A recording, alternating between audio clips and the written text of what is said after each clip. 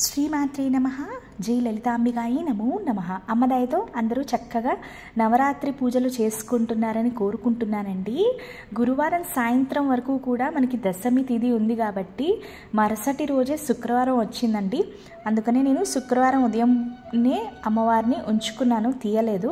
ముందుగా అమ్మవారికి ఒక అట్టిపళ్ళు అత్తము, అలాగే తోచిన స్వీట్స్ అమ్మవారికి నైవేద్యం కింద నివేదించేసుకున్నానండి తెల్లవారుజాముని. ఇవాళ శుక్రవారం కాబట్టి అంటే నవరాత్రులు అయిపోయాయి, కానీ శుక్రవారం పూట అమ్మవారిని పంపించడం ఎందుకు అని మేము ఇంకా అమ్మవారిని ఈరోజు కూడా చక్కగా అలంకరించుకున్నామండి. మా దుర్గమ్మ చూడండి, నవరాత్రులు అయిపోయాయి కదా, చక్కగా విజయదశమి అయిపోయింది, నవ్వేసుకుంటుంది. ఇవాళ అమ్మవారిని శుక్రవారం కదండి, కొన్ని దీపాలు పెట్టుకున్నానండి. అంటే దీపపు జ్యోతిలో అమ్మవారి కాంతి కళ్ళని చూద్దాము, దీపపు వెలుగులో అమ్మవారు బాగుంటారు కదండి చూడ్డానికి. ఇవాళ మా విజయవాడ కనకదుర్గమ్మ వారు స్వర్ణ పాదాలు అలాగే స్వర్ణ హస్తాలు పెట్టుకున్నారండి. ఇవాళ శుక్రవారం కాబట్టి అన్నింటికన్నా విశిష్టమైనది ఏంటి అంటే అమ్మవారికి మడి చీర కట్టుకున్నానండి. శ్వేత అలంకారము. శుక్రవారము అంటే అమ్మవారికి తెలుపు కాబట్టి మడి చీర నాకు వచ్చినట్టు కట్టుకున్నాను. ముందు అమ్మవారి పాదాలు చూడండి ఎంత ముద్దుగా, రెండు పాదాలు చాపుకొని బంగారు తల్లి చక్కగా కూర్చున్నారు.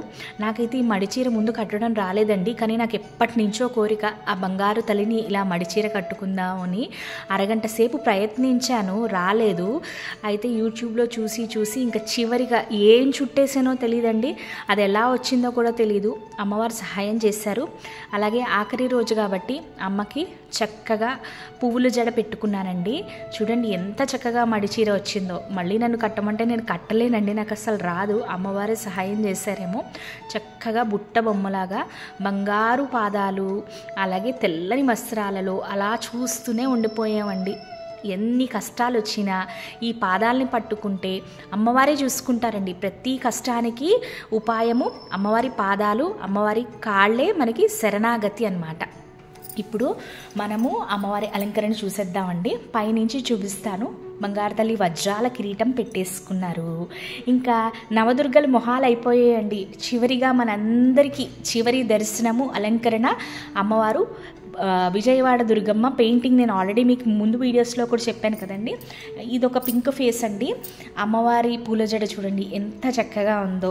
అన్నీ కూడా తెల్ల జడ, పువ్వుల జడ, తెల్ల వస్త్రాలు. ఓవరాల్గా అమ్మవారు ఇలా బుట్ట బొమ్మలాగా ఒక మడి చీరలో ఆఖరి రోజు మనందరికీ శ్వేత అలంకరణ, త్రిశూలధారిని బంగారు తల్లి ప్రశాంతంగా ఉన్నారు. ఒక పని జరిగిపోయిన తర్వాత ఒక పరీక్షలో ఒక విద్యార్థి ఆ పరీక్ష సఫలీకృతంగా పూర్తి చేసుకున్న తర్వాత తేలిక పడతారు కదా, అలాగే మా అమ్మవారు కూడా అన్ని నవరాత్రులు, అన్ని అలంకరణలు, నవదుర్గ అలంకరణలండి. ప్రతిరోజు కూడా అమ్మవారి మొహం మారుతూ ఉంది. ఈ మొహం నేను విజయవాడ కనకదుర్గమ్మ రోజు పెట్టుకున్నాను. ఇది మీకు నేను ఆల్రెడీ చెప్పానండి. ఒక పింక్ ఫేస్ ఉండేది నా దగ్గర, నేను విజయవాడ కనకదుర్గ అమ్మవారి అలంకరణగా చేసేసుకున్నాను అనమాట. ఇప్పుడు నేను ఈ మొహం ఏం చేస్తానంటే మా ఇంటి పూజ గదిలో పెట్టేసుకుంటాను. రేపు తెల్లవారుజామున శనివారము. అందరికీ కూడా చివరి అలంకరణ కూడా నచ్చిందని కోరుకుంటూ చూడండి. మళ్ళీ ఇంకొకసారి చూపిస్తాను దగ్గర నుండి. ఆ పాదాలు చూసారండి ఎంత బాగుందో. నాకైతే అమ్మవారు ఒక చందమామలా అనిపిస్తున్నారండి. ఆ తెల్ల లిల్లీ పువ్వుల జడ మధ్యన తెల్ల మడికట్టులో ఆ కొంగు చూడండి నడుముకి ఎంత బాగా వచ్చిందో. అంటే అసలు వర్ణించలేకపోతున్నాము. అమ్మవారిని నేను అలా చూస్తూనే ఉండిపోయాను. ఇది నా కళ అండి. ఎన్నో రోజుల నుంచి ఆ బంగారు తల్లికి మడి వస్త్రాలు కట్టుకోవడము. సహజంగా మేమైతే కట్టుకుంటామండి. 9 గజాల చీర, మా ఇంట్లో లక్షపత్రి పూజలు అవి అవుతూ ఉంటాయి, అయినప్పుడు మేము కట్టుకుంటూ ఉంటాము. ఆ కొంగు చూడండి ఆ వడ్డానం కిందన ఎంత చక్కగా వచ్చింది అంటే నడుముకి. నాకైతే భలే నచ్చిందండి. ఇదిగోండి చూడండి అమ్మకి దీపాలు వెలిగిస్తున్నాను. అంటే శుక్రవారము, మళ్ళీ ఇంకా శనివారం అమ్మ ఉండదు కదా. రేపు ఏం చేస్తానంటే తెల్లవారుజామున 4 గంటలకి లేచేసి అమ్మకేమొచ్చి అట్టిపళ్ళు నైవేద్యం పెట్టేసుకుని ఉద్వాసన చెప్పుకోనండి మంత్రము.